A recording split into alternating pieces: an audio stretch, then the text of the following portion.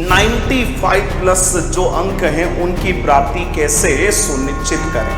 बहुत ही महत्वपूर्ण golden points के बारे में मैं आज आपसे विस्तार से डिटेल में बात करने वाला हूं, जिनसे आप सुनिश्चित रूप से 95 प्लस मार्क्स को अचीव कर पाएंगे।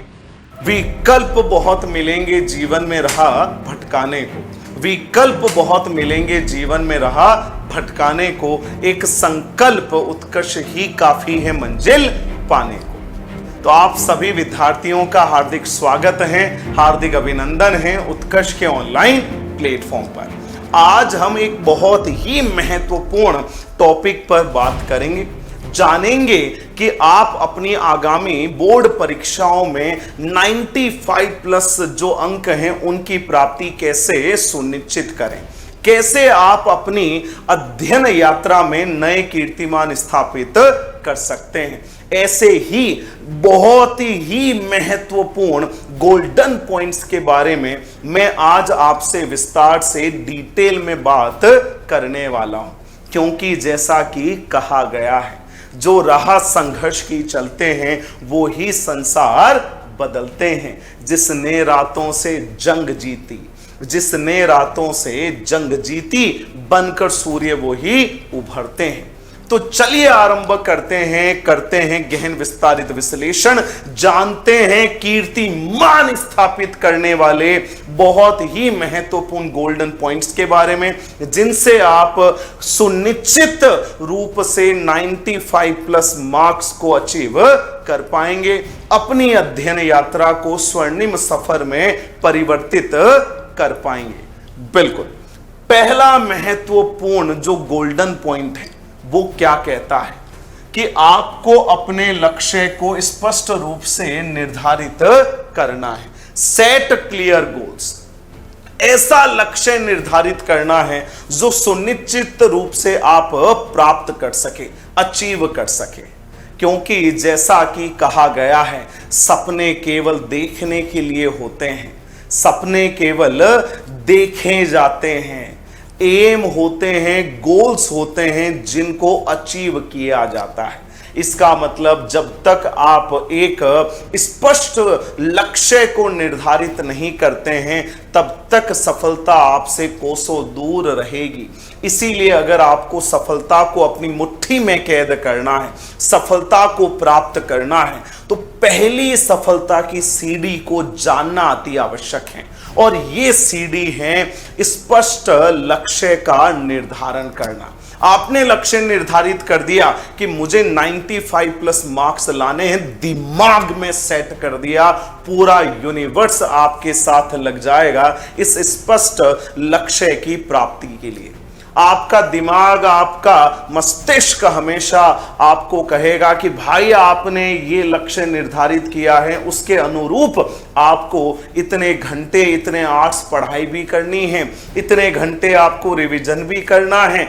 बिल्कुल, इतने समय में आपको ये जो सब्जेक्ट्स हैं, टॉपिक्स हैं, उनको कंप्लीट भी कर देना है। तो इसीलिए सफलता की पहली सीढ़ी को कहा गया है लक्ष्य निर्धारण करना। ये सभी को करना है, क्योंकि अगर आप करना चाहते हैं कीर्तिमान स्थापित तो लक्ष्य तो होने अति आवश्यक है। केवल सपने देखने से कुछ नहीं होगा, उन सपनों को हकीकत में परिवर्तित करना पड़ेगा। और जब हम सपनों को हकीकत में परिवर्तित करते हैं तो इन्हें ही हम कहते हैं सफलता, इन्हें ही हम अपनी सफलता के लक्ष्य कहते हैं, सफलता के एम के रूप में इनको हम जानते हैं। फिर देखिए, आगे बढ़ते हैं शानदार तरीके से। जब आपने स्पष्ट लक्ष्य निर्धारित कर लिया तो अब आपको एक अध्ययन योजना बनानी है, आपको एक स्टडी जो प्लान है वो क्रिएट करना है कि अगर मुझे 95 प्लस मार्क्स की प्राप्ति करनी है तो मुझे इतने घंटे अपनी क्षमता के अनुसार 5 घंटे 6 घंटे विद्यालय के अलावा मुझे अपना अध्ययन करना है, रिवीजन कार्य करना है, जिससे कि मैं इस लक्ष्य को निर्धारित समय में अचीव कर लूंगा। और अगर आपने स्पष्ट लक्ष्य निर्धारित कर लिया और दूसरा गोल्डन पॉइंट उसके साथ जोड़ दिया और वो है स्टडी प्लान, तो फिर आपकी सफलता की दूसरी सीढ़ी भी मुट्ठी में हो गई। और ये स्टडी प्लान ऐसा होना चाहिए जिसे आप निश्चित समय में अचीव कर सकें। अब आपने यहां पर लिखा कि मैं तो दिन में 18 घंटे पढ़ाई करूंगा, लेकिन स्कूल के साथ आपकी 18 घंटे पढ़ाई करना लगभग असंभव है। तो इस प्रकार से स्टडी प्लान बनाना है जिससे कि आप उसे मैनेज कर पाए।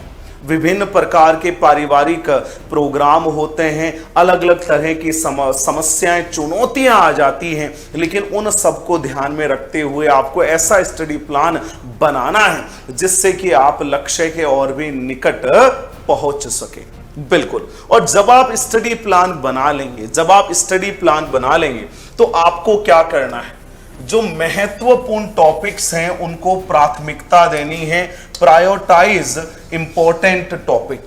फिर आपको अपने सिलेबस में, अपने सब्जेक्ट में देखना है कि सबसे महत्वपूर्ण टॉपिक्स कौन से हैं, सबसे महत्वपूर्ण चैप्टर्स कौन से हैं, किनका अंक भार वेटेज बहुत ज्यादा है और वो कॉम्प्लेक्स भी हैं, डिफिकल्ट भी हैं। और फिर उनकी पढ़ाई अपनी स्टडी प्लान के अकॉर्डिंग आपको निरंतर करनी है, स्टार्ट कर देनी है। क्योंकि जब आप बहुत ही महत्वपूर्ण टॉपिक से धीरे धीरे सरल टॉपिक्स की तरफ बढ़ेंगे तो फिर आपको आनंद आएगा अपनी इस अध्ययन यात्रा में, बहुत ही बढ़िया तरीके से, शानदार तरीके से। तो भाई तीसरा गोल्डन पॉइंट ये कहता है कि आपको अपने जो इंपॉर्टेंट टॉपिक्स हैं, महत्वपूर्ण टॉपिक हैं, उनको प्राथमिकता के क्रम में व्यवस्थित कर देना है और स्टडी प्लान के अनुसार, स्पष्ट लक्ष्य के अनुसार उनका अध्ययन निरंतर करना है। अगला स्टडी जो पॉइंट है स्टडी प्लान के अंतर्गत, गोल्डन पॉइंट है, वो ये है कि जब आप अध्ययन करने बैठेंगे तो प्रभावी अध्ययन तकनीकें क्या होनी चाहिए, इफेक्टिव स्टडी टेक्निक्स क्या होनी चाहिए। सर्वप्रथम प्रत्येक टॉपिक का आपको सारांश बनाना है, उसको समराइज करना है, ये आपको अति आवश्यक है। अगर आप बड़े कॉम्प्लेक्स टॉपिक को समराइज कर सकते हैं, सारांश रूप में उसको लिख सकते हैं, ये आपकी सबसे बड़ी विजय है उस महत्वपूर्ण टॉपिक के ऊपर, कि बहुत ही कम शब्दों में उसके महत्वपूर्ण जो अंग हैं, महत्वपूर्ण बिंदु हैं, वो आपने याद कर लिए हैं। साथ ही साथ उससे संबंधित महत्वपूर्ण प्रश्न पूछ सकते हैं आप। बिल्कुल, प्रश्न कैसे बनेंगे, प्रश्न का पैटर्न कैसे होगा, तो क्वेश्चनिंग ये आपकी सेकेंड इंपॉर्टेंट टेक्निक होनी चाहिए। साथ ही में अगर आप उस कॉम्प्लेक्स टॉपिक को, उस महत्वपूर्ण बिंदु को अपने सहपाठियों को अगर आप पढ़ाते हैं तो उससे आपका भी रिवीजन होगा, तुरंत ही आपको महत्वपूर्ण बिंदु उंगलियों पर याद हो जाएंगे। तो इसीलिए लिखा है टीचिंग द मटेरियल और जो भी इंपॉर्टेंट टॉपिक हैं टू अदर्स।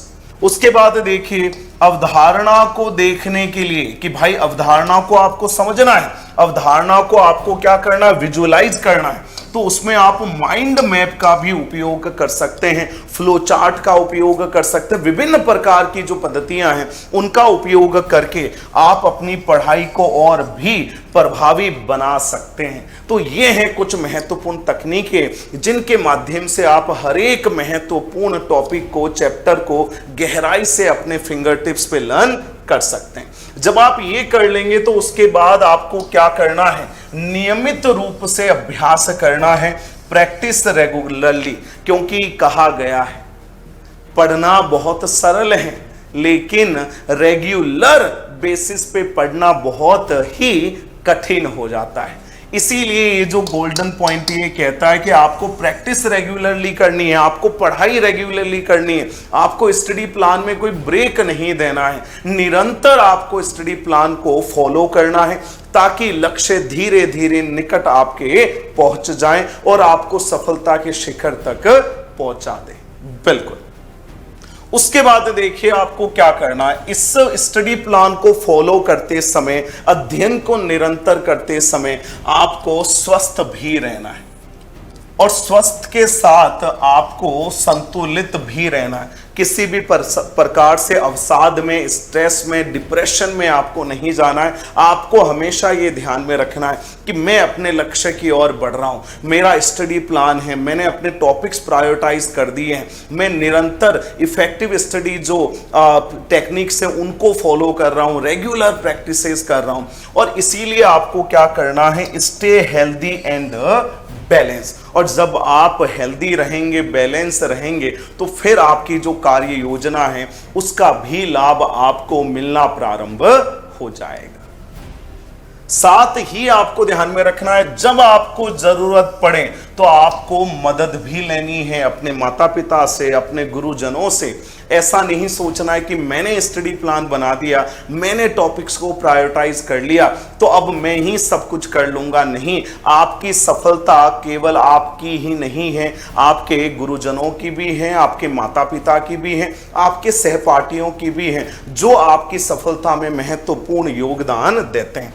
तो जब भी आपको लगे कि मुझे हेल्प लेनी चाहिए तो आपको बेझिझक क्या करना है, दूसरों से हेल्प मांगनी है, ताकि आपकी कार्य योजना है वो प्रभावी रूप से आगे बढ़े। विभिन्न प्रकार के मार्गदर्शन हैं वो समय समय पर आपको मिलते रहें। हो सकता है आपकी कार्य योजना में महत्वपूर्ण बदलाव हो, जो टॉपिक आपने प्रायोरिटाइज किए हो सकता है उनके क्रम गुरुजी के कहने पर आप उनको बदल दें, जिससे आपकी कार्य योजना है वो प्रभावी रूप से क्रियान्वित हो सके।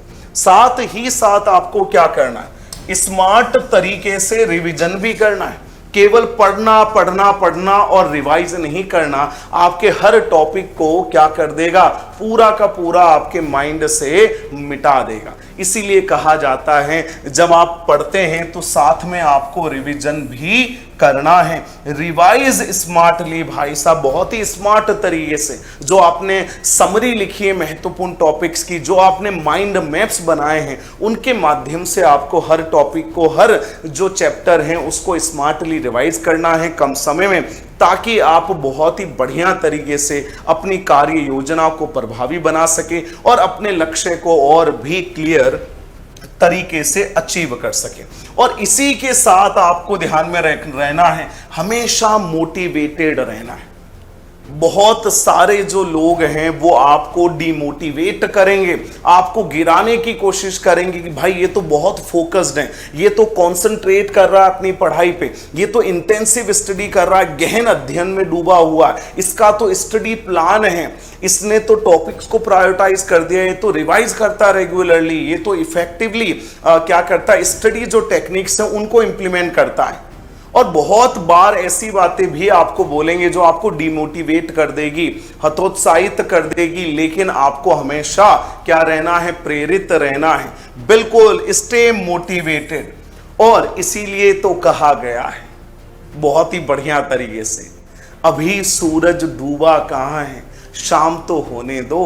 अभी सूरज डूबा कहां है, शाम तो होने दो, मैं खुद हो जाऊंगा बदनाम, पहले नाम तो होने दो। इसीलिए भाई साहब हमें केवल अपने नाम के ऊपर, अपने लक्ष्य के ऊपर ध्यान केंद्रित करना है, बाकी देखा जाएगा। जब सफलता आपके कदमों में होगी, पूरा जहां आपकी तारीफ करेगा, पूरा विश्व आपके उदाहरण देगा। इसीलिए इधर उधर की बातों पे ध्यान नहीं देना है, मोटिवेटेड रहना है और अपने लक्ष्य की प्राप्ति में आपको जुट जाना है। और ये बात जरूर ध्यान में रखनी है, आपका हर छोटा कदम आपको अपने लक्ष्य के करीब ले जाएगा। Each small step you take will bring you closer to your goal. ये आपका जीवन में महत्वपूर्ण मोटो होना चाहिए। इसीलिए इन सब बिंदुओं को अगर आप अपने जीवन में प्रभावी रूप से उतार लेंगे, सफलता निश्चित है, सक्सेस आपकी मुट्ठी में होगी और पूरी दुनिया आपके उदाहरण देगी। क्योंकि जैसा हम कहते हैं, उगते हुए सूर्य को सब सलाम करते हैं, नमस्कार करते हैं। आपको वो उगता हुआ सूर्य बनना है। और अगर आप उगते हुए सूर्य बनने में सफल हो गए, आपने कड़ी मेहनत करी, कड़ा परिश्रम करा, तो सफलता आपके कदमों में होगी, मंजिल आपकी मुट्ठी में होगी। तो इसीलिए आप सभी को बढ़िया तरीके से इस कार्य योजना को अपनाना है, अपने अध्ययन को प्रभावी बनाना है और जीवन में अपार सफलताओं को प्राप्त करना है। Wishing you all the very best.